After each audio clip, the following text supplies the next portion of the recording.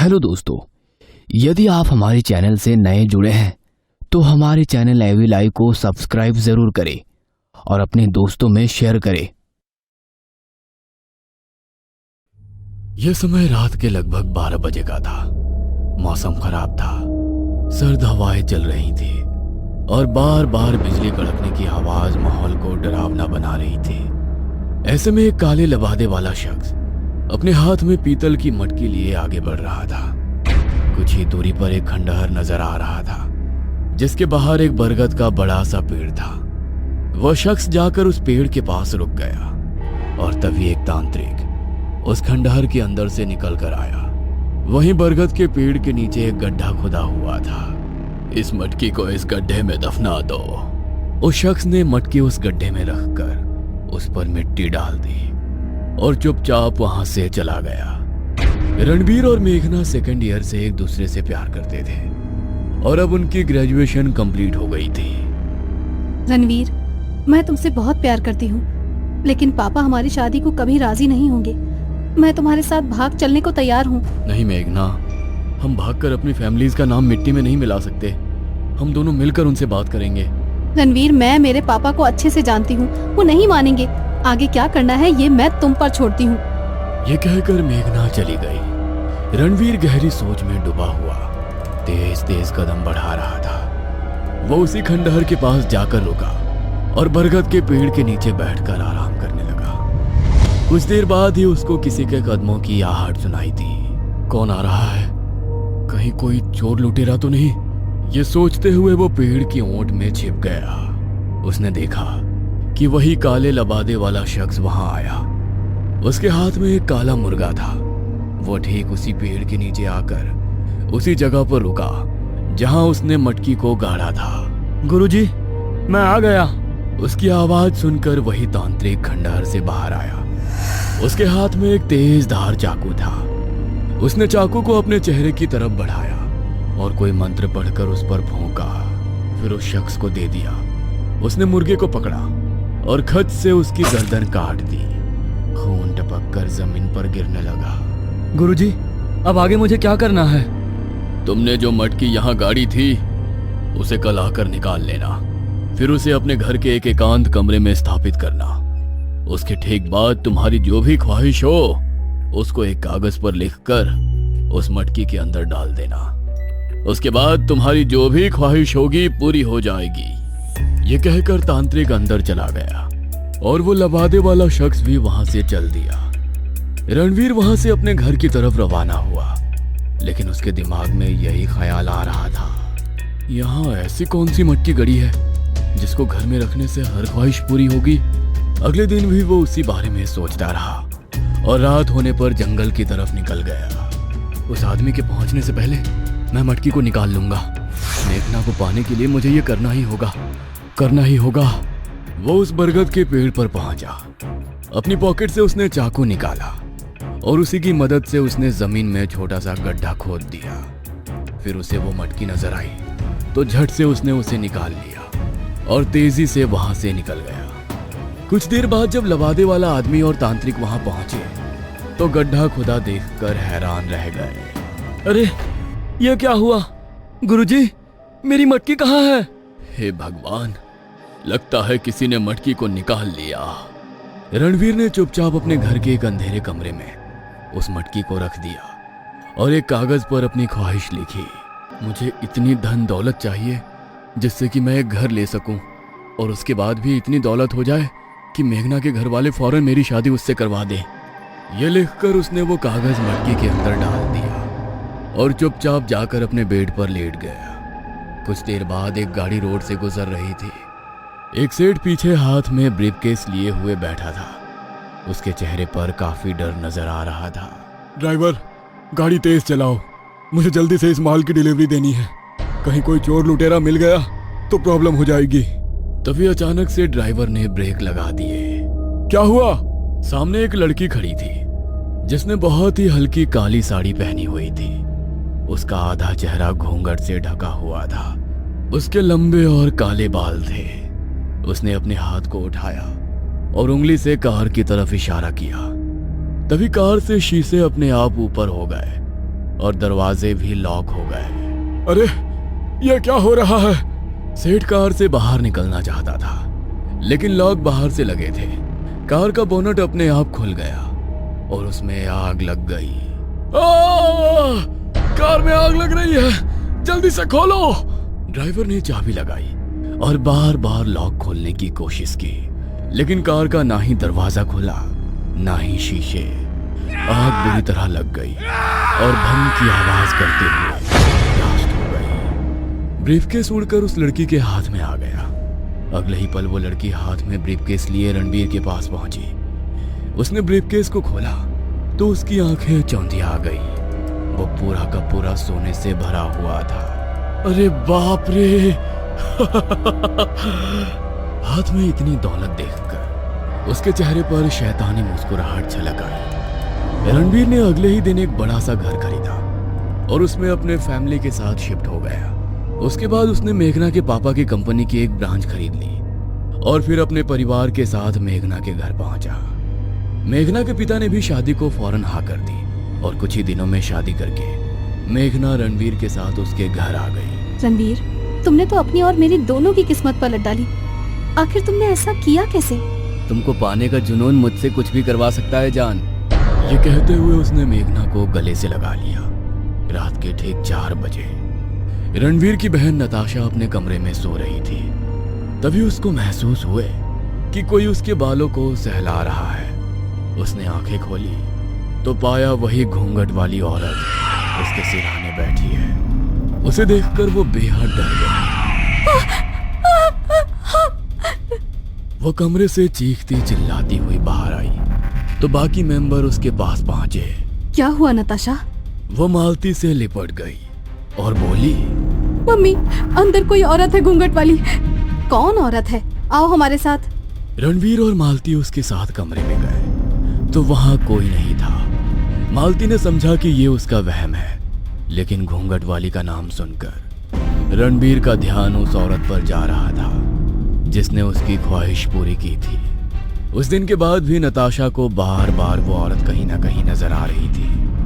अब रणवीर बहुत ज्यादा परेशान हो उठा था, लेकिन वो किसी को ये बात शेयर भी नहीं कर सकता था। उसे समझ नहीं आ रहा था कि आगे क्या किया जाए।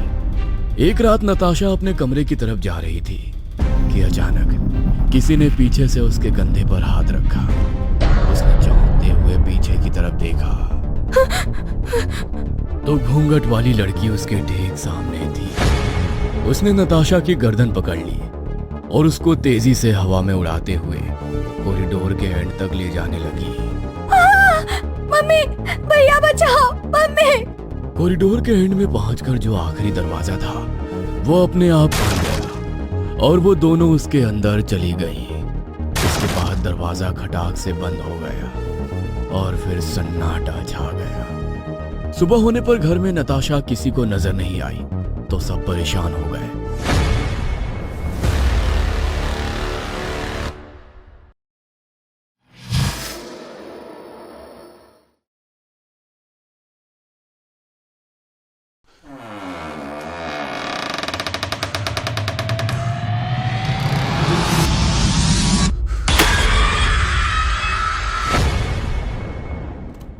सुबह 5 बजे चर्च के पास टॉम और मोनिका जॉन और वेरोनिका का इंतजार कर रहे थे। यार मोनिका, तुम्हारे दोस्त आएगी ना?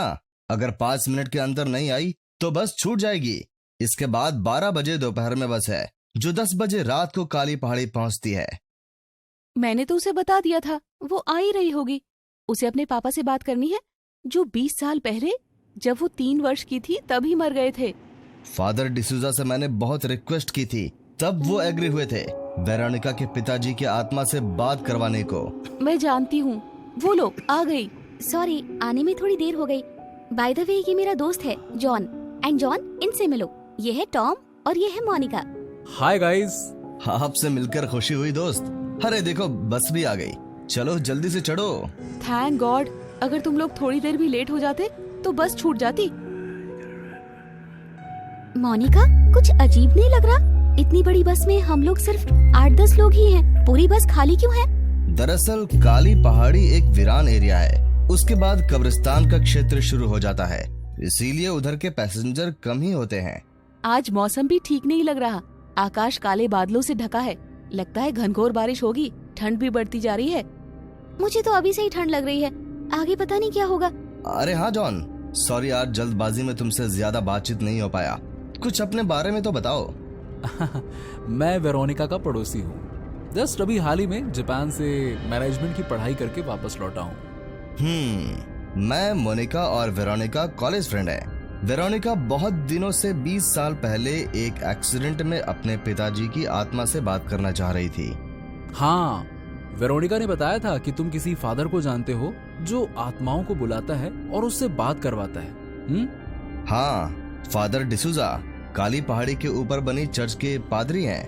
वे सोल कम्युनिकेशन के माध्यम से मृत आत्माओं से बात करवाते हैं।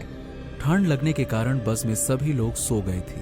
करीबन 5.5 घंटा चलने के बाद बस लगभग खाली हो चुकी थी और बस में सिर्फ यही 4 दोस्त बचे हुए थे। मौसम बिगड़ चुका था, हल्की फुल्की बूंदाबांदी स्टार्ट हो गई थी। एकाएक वेरोनिका की नींद खुल जाती है और वो देखती है कि उस बस में सिर्फ वही 4 लोग बचे हैं। सारे लोग बाकी के नीचे उतर चुके थे।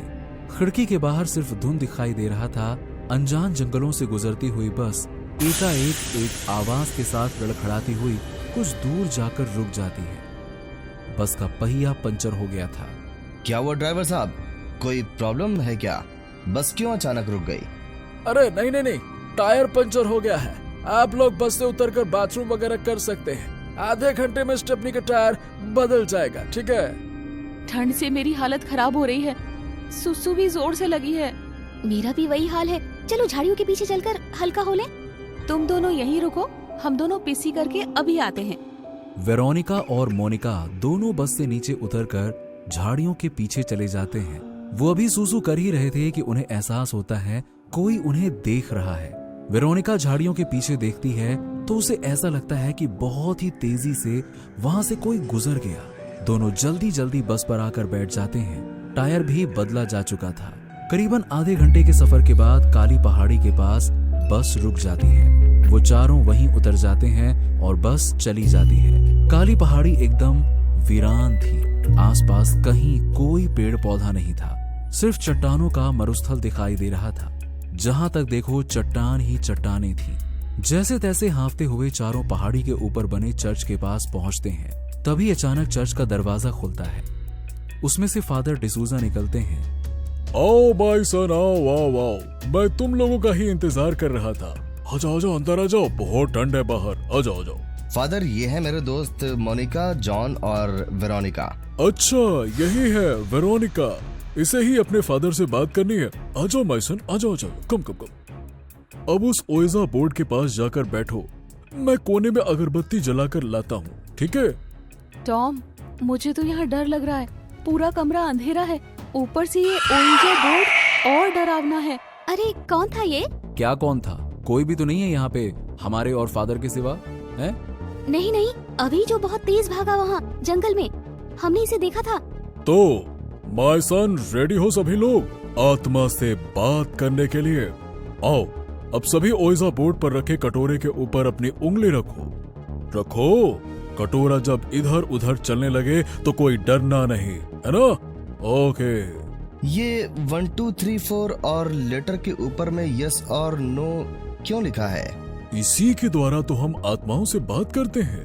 आओ, कटोरे पर सभी अपनी उंगली रखो। फादर डिसूजा सभी को आंखें बंद कर कटोरे पे उंगली रखवाता है और कोई मंत्र पढ़ने लगता है। थोड़ी देर बाद सभी लोगों को महसूस होता है कि कटोरा हिल रहा है और इधर उधर जा रहा है। तभी अचानक कटोरा बहुत ही ज्यादा गर्म हो जाता है। सभी के हाथ जलने लगते हैं। सभी वापस अपनी उंगली को कटोरे से हटा देते हैं और कटोरा एक विस्फोट के साथ ऊपर उछल जाता है। फादर डिसूजा चौंक कर खड़े हो जाते हैं। तभी फादर डिसूजा एकाएक ऊपर छत पर जाकर टकरा कर गिर जाते हैं। फादर डिसूजा चिल्लाते हैं, तुम सभी जल्द से जल्द यहाँ से भाग जाओ, कोई दुष्ट आत्मा यहाँ आ गया है, जल्दी से भागो यहाँ से। अगर कहीं वो तुम्हारे शरीर में प्रवेश कर गया तो अनर्थ हो जाएगा, भागो। जल्दी भागो यहाँ से। मोनिका, दरवाजा उस तरफ नहीं, इस तरफ है। वेरोनिका, तुम अंदर कहाँ जा रही हो? हमें बाहर भागना है, जल्दी चलो, भागो यहाँ से। सभी लोग कमरे से बाहर निकल जाते हैं, लेकिन वेरोनिका जैसे ही निकलने लगती है, दरवाजा बंद होने लगता है। ऐसा लगता है कि किसी ने उसे पकड़ लिया हो। जॉन जल्दी से उसका हाथ पकड़कर बाहर खींचता है। वेरोनिका बेहोश हो चुकी थी। जैसे तैसे उसे पीठ पर लाद कर जॉन काली पहाड़ी से नीचे लाता है। संयोग से एक बस उन्हें मिल जाती है और वो सभी उस पर चढ़कर वापस अपने शहर आ जाते हैं। वेरोनिका अपने कमरे में आराम कर रही थी, तभी उसे लगा कि उसके पास से कोई छाया तेजी से गुजरी है। वो डर से चिल्लाते हुए उठकर बैठ गई। उसकी आवाज सुनकर उसकी माँ लूसी आई। क्या हुआ बेटी, चीखी क्यों? तभी खुले बालों को झटकते हुए वेरोनिका लूसी की ओर मुड़कर देखती है। लूसी उसे देखकर डर जाती है। वेरोनिका एक चुड़ैल में बदल चुकी थी। उसके मुंह से गाढ़ा लाल खून निकल रहा था। आंखें पलटकर बाहर आ गई थीं। बड़े बड़े 2 कुत्ते जैसे दांत किनारे पर निकले हुए थे। क्या हुआ बेटी, ये क्या हाल कर रखी है? तुम्हें पता है ना, मजाक मुझे पसंद नहीं। बुढ़ी, तेरा दिन पूरा हो चुका है। ये मजाक नहीं, हकीकत है। इतना कहकर वेरोनिका लूसी को पकड़कर उसके पेट को चीर फाड़ कर उसकी अतड़ियों को बाहर निकालकर उसे मार डालती है और उसका पूरा खून पी जाती है और फिर से अपने बेड पर जाकर सो जाती है। शाम को जॉन उसके घर आता है। वेरोनिका, वेरोनिका, दरवाजा खोलो, तुम्हारे कमरे से ये खून कैसे निकल रहा है? वेरोनिका। तभी वेरोनिका जॉन की आवाज सुनकर जाग उठती है। अपने हाथों को खून से सने हुए देखकर जोर से चिल्लाते हुए बेड से उतरती है। तभी उसके पैर लूसी से टकरा जाते हैं और लूसी का अंग भंग शरीर देखकर चिल्लाते हुए दरवाजा खोलती है और जॉन से लिपटकर रोने लगती है। क्या हुआ वेरोनिका, तुम्हारे हाथों में ये खून कैसा? वेरोनिका रोते हुए हाथ के इशारे से घर में पड़े लूसी की लाश को दिखाते हुए कहती है, जॉन, वो मम्मी को किसी ने मार डाला। ओह माय गॉड, ये कब और कैसे हुआ? तुम कहाँ थी? ओ बाप रे, बहुत ही बेरहमी से आंटी को किसी ने मार डाला। ऐसा लगता है जैसे कोई शैतान का काम हो। पता नहीं कैसे हुआ ये सब, मैं सोई हुई थी, मुझे कुछ नहीं मालूम। जॉन टॉम को फोन कर देता है और कुछ ही देर में मोनिका के साथ टॉम वहाँ पहुँच जाता है। ये सब कब और कैसे हो गया? यार, जब मैं आया तो देखा कि वेरोनिका के घर से खून बह रहा है। तब मैंने वेरोनिका से दरवाजा खोलने को कहा, वो सो रही थी। वेरोनिका जब उठी तो देखा कि लूसी आंटी की लाश कमरे में पड़ी थी। मत रो वेरोनिका, ढाढ़स से काम लो। अब मैं किसके सहारे रहूंगी? एकमात्र फैमिली में मेरी माँ ही थी। मोनिका, तुम और टॉम वेरोनिका को संभालो। मैं पुलिस के साथ पोस्टमार्टम रिपोर्ट लेने जा रहा हूँ, है ना? वहीं से कॉफिन में लाश रखकर सेमेट्री में जाएंगे। तुम लोग वेरोनिका को लेकर वहीं पहुंचो, है ना?